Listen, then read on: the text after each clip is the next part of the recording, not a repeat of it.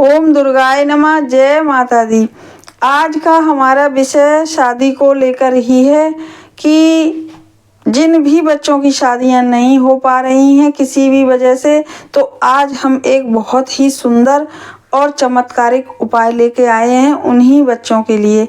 क्योंकि जब बच्चों की शादियां नहीं होती हैं तो माता पिता के लिए यह एक बहुत ही ज़्यादा चिंता का विषय बन जाता है और सब कुछ सही होता है घर में। हर तरह से बच्चे सुंदर भी हैं, करियर भी खूब है, खूब अच्छी सैलरी मिल रही है, सब कुछ सही चल रहा है, घर में भी किसी चीज़ की कोई भी कमी नहीं है। लेकिन पता नहीं जाने क्यों माता पिता को लगना शुरू ही हो जाता है कि बस हमारे बच्चे की शादी ही नहीं हो रही है, बाकी सब कुछ ठीक है, और ना ही घर में कोई मंगल कार्य हो रहे हैं। तो यह सब माता पिता के लिए बहुत ही ज़्यादा परेशानी का विषय बन जाता है कि भाई क्यों हमारे बच्चे शादी की बंधन में नहीं बन पा रहे हैं, पता नहीं कुंडली में कोई दोष है, पता नहीं क्या ऐसी वजह है जो सब बहुत सारे बच्चों की शादियां हो रही हैं लेकिन हमारे ही बच्चों की शादियां नहीं हो रही हैं। तो इन्हीं सब विषयों को सोचने के बाद आज हम बहुत ही ज़्यादा अचूक उपाय लाए हैं जो अभी आपको बताने वाले हैं। इस उपाय को करने के बाद आपके बच्चों की शादी के योग 101% बनने ही बनने हैं। यह इतना अचूक और चमत्कारिक उपाय है। तो इस उपाय को करने के लिए सोमवार को आप कर सकते हैं, शुक्रवार को आप कर सकते हैं, और इस उपाय को सबसे ज़्यादा फलित होना है ये अगर आप इसे महाशिवरात्रि पर कर पाएँ। क्योंकि महाशिवरात्रि बहुत ही ज़्यादा सुंदर पर्व है, बहुत ही ज़्यादा एक पवित्र पर्व है महा भोलेनाथ का, और इस दिन कुछ भी कार्य अगर करा जाता है, कोई उपाय भी करा जाता है, तो उस उपाय पर भोलेनाथ की असीम कृपा होती है। इसीलिए यह उपाय यदि आप महाशिवरात्रि पर करें तो बहुत ही ज़्यादा अच्छा होगा और बहुत ही ज़्यादा फलित होगा। वैसे तो आप इसे सोमवार को भी कर सकते हैं तो भी उतना ही फलित है, और शुक्रवार को करें तो भी उतना ही फलित है। इस उपाय को करने के लिए ना तो कोई कुंडली दिखानी है और ना किसी से पूछना है, कुछ नहीं करना है। इस उपाय को करने के बाद आप देखेंगे कि कितनी जल्दी आपके बच्चों की शादी के योग बन रहे हैं। तो अब हम चल रहे हैं अपने उपाय की तरफ, जो अभी हम आपको बताने वाले हैं कि क्या क्या सामग्री आपको लेनी है इस उपाय को करने के लिए। इस उपाय को आप घर में नहीं कर सकते हैं, इस उपाय को आपको मंदिर में ही जाके करना पड़ेगा। और इस उपाय को करने के लिए आपको 2 बेलपत्र की आवश्यकता होगी, 2 सफ़ेद पुष्प की आवश्यकता होगी, लाल चंदन आप एक कटोरी में घोलिएगा, पीला चंदन आप एक कटोरी में घोलिएगा। पीला चंदन नहीं है तो हल्दी ले लीजिएगा, लाल चंदन नहीं है तो रोली ले लीजिएगा। और एक छोटी सी कटोरी में या जिस थाली में आप सामान लेके जा रहे हैं उसी थाली में आप थोड़े से चावल भी रख लीजिएगा और थोड़ी सी चीनी भी रख लीजिएगा। और बाकी तो महाशिवरात्रि पर बहुत सारी सामग्रियाँ हैं जो भोलेनाथ पर चढ़ाई जाती हैं, वह अपने हिसाब से ले लीजिएगा। बेर भी ले लीजिएगा, 7 बेर या 5 बेर भी ले लीजिएगा। इन्हीं सब चीज़ों का शिवरात्रि पर बहुत महत्व होता है। और आप यह सब लेके और एक छोटा सा लोटा स्टील का लीजिएगा और उसमें 2 चम्मच दूध डाल लीजिएगा। तांबे का लोटा इसलिए नहीं बता रहे हैं क्योंकि तांबे में दूध डालने से कहते हैं सही नहीं माना जाता है, इसीलिए आप स्टील के लोटे में ही 2 चम्मच दूध डाल लीजिएगा। और सारा सामान लेके आप पहुंच जाइएगा शिव मंदिर में। और शिव मंदिर में पहुंचने के बाद 1 मिनट या 30 सेकंड जितना भी है, मतलब आप घर से चल के गए हैं तो आप वहाँ पे जाके थोड़ा सा अपने मन को शांत करिएगा और सोचिएगा कि हम यहाँ पे उपाय करने आए हैं और वह हमारा उपाय फलित होना ही होना है। क्योंकि आपके मन में तो बच्चों की शादी को लेके बातें चल ही रही हैं। तो ऐसे ही जितनी देर भी आप भगवान की पूजा करें मंदिर में और उपाय करें जो भी, तो आप यही सब अपने बच्चों के ही तस्वीरें अपने मन में लगा के और इस बच्चों की शादी के विषय में ही सोच के सारे उपाय करिएगा। और लड़का लड़की अगर उपाय करने जा रहे हैं तो फिर कहना ही क्या है, वह तो अपने विषय में सोचेंगे ही सोचेंगे, तो वह तो और भी ज़्यादा सोने पे सुहागा है। लेकिन अगर माताएं कर रही हैं तो वह भी उतना ही फलित होगा, क्योंकि माता का जो आशीर्वाद होता है बच्चों के लिए वह सबसे ही ज़्यादा होता है। कि माँ अगर अपनी श्रद्धा से बच्चों के लिए कुछ करती हैं तो उसका तो कहीं जोड़ है ही नहीं किसी भी तरीके से। तो इस करके आप सबसे पहले गए, माताएं अगर गई हैं तो सबसे पहले आप जो लोटा लेके गए हैं जल का और जिसमें दूध पड़ा हुआ है, तो सबसे पहले जाके भोलेनाथ का श्रद्धा पूर्वक ओम नमः शिवाय बोलते हुए मन में अभिषेक करिएगा एकदम श्रद्धा पूर्वक। और अभिषेक करने के बाद फिर आप जो थाली में 2 बेल पत्र लेके गए हैं उसमें से एक बेल पत्र निकालिएगा, और जो पीला चंदन लेके गए हैं या हल्दी है, लाल चंदन या रोली लेके गए हैं, तो बेल पत्र की जो बीच वाली पत्ती होती है उस पर अपनी इंडेक्स फिंगर यानी कि अंगूठे के बगल वाली उंगली से उस बेल पत्र की बीच वाली पत्ती पे पीली बिंदी एक रखिएगा, और जो दोनों साइड में 2 पत्तियां होती हैं उन पे लाल बिंदी लगाइएगा। और श्रद्धा पूर्वक, और जो अशोक सुंदरी वाला जो स्थान होता है, जो अशोक सुंदरी हैं भोलेनाथ की जो पुत्री हैं उनका जो स्थान होता है वहीं पे, तो उस पे वह बेलपत्र चढ़ा दीजिएगा।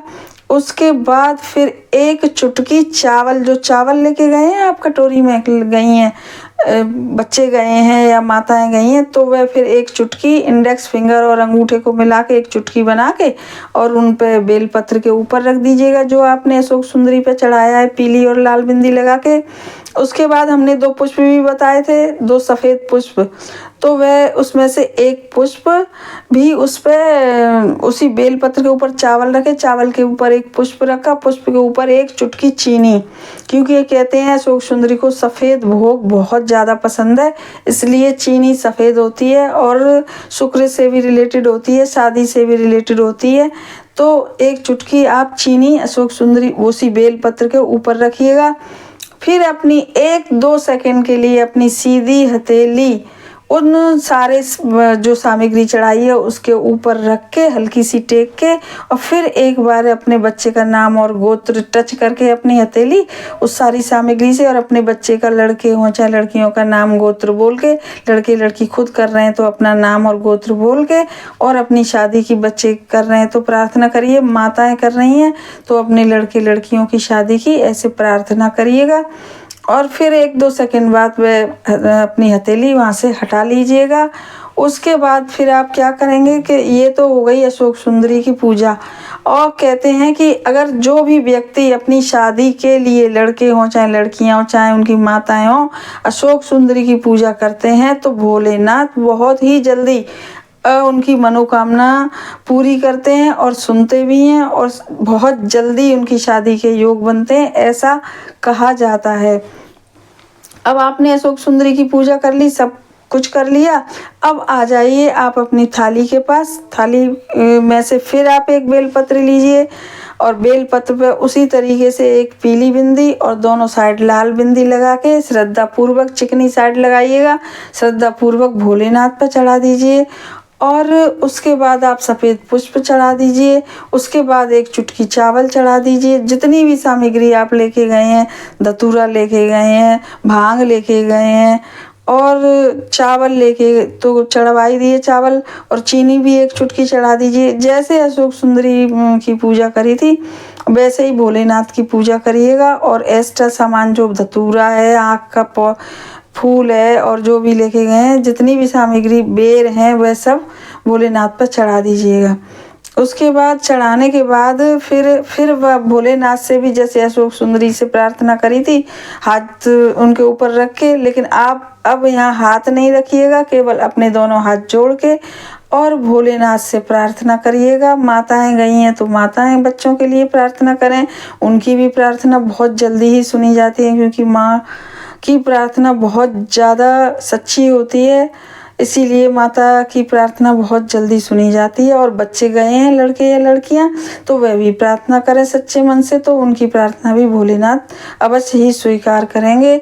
अब आपने शिव जी पे जल चढ़ा दिया, सारी सामग्री चढ़ा दी, अशोक सुंदरी की भी पूजा सबसे पहले पूजा कर ली। अब आप थोड़ा सा, जो आपने हम हमेशा बताते हैं कि लोटा से जल चढ़ाने के बाद थोड़ा सा जल बचाना चाहिए। हर वीडियो में बताते हैं हम, जो शिव जी की वीडियो बताते हैं पूजा करने के लिए, तो फिर आपने जो भी जल उसमें बचाया होगा वह आप अपने आइए और घर के दोनों तरफ, जो आपके मेन गेट के दोनों तरफ आप उस जल को छिड़क दीजिएगा और फिर अपने अंदर आ जाइएगा। इस प्रकार से यह आपका उपाय पूरा हुआ। अब आप देखेंगे कि इस उपाय को आप श्रद्धा भाव से कर आए हैं और इस उपाय को करने के बाद कितनी जल्दी 5-7 दिनों में बस आपके रिश्ते, बच्चों के रिश्ते आने लगे हैं।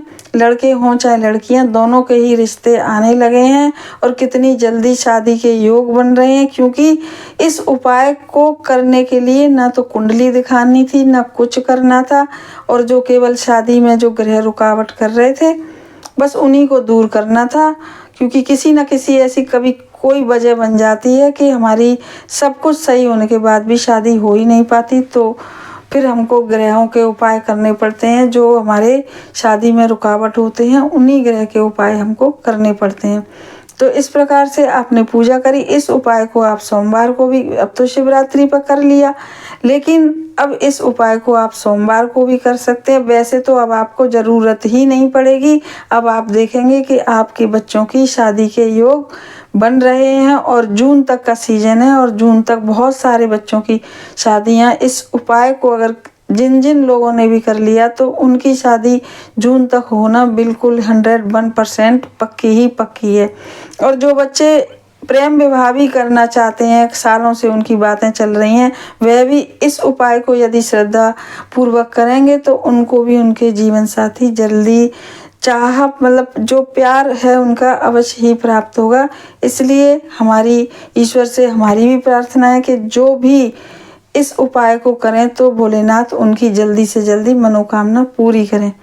हमारे चैनल को सब्सक्राइब करिए, वीडियो को लाइक करिए और इस वीडियो को ज़्यादा से ज़्यादा शेयर करिए, क्योंकि यह एक बहुत ही आजमाया हुआ और बहुत ही फलदायी और बहुत ही चमत्कारिक उपाय है, जिसको ज़्यादा से ज़्यादा लोग करके अपना लाभ उठा सकते हैं और उनके बच्चों की शादियां बहुत ही जल्दी हो सकती हैं, उनकी शादी के योग बन सकते हैं।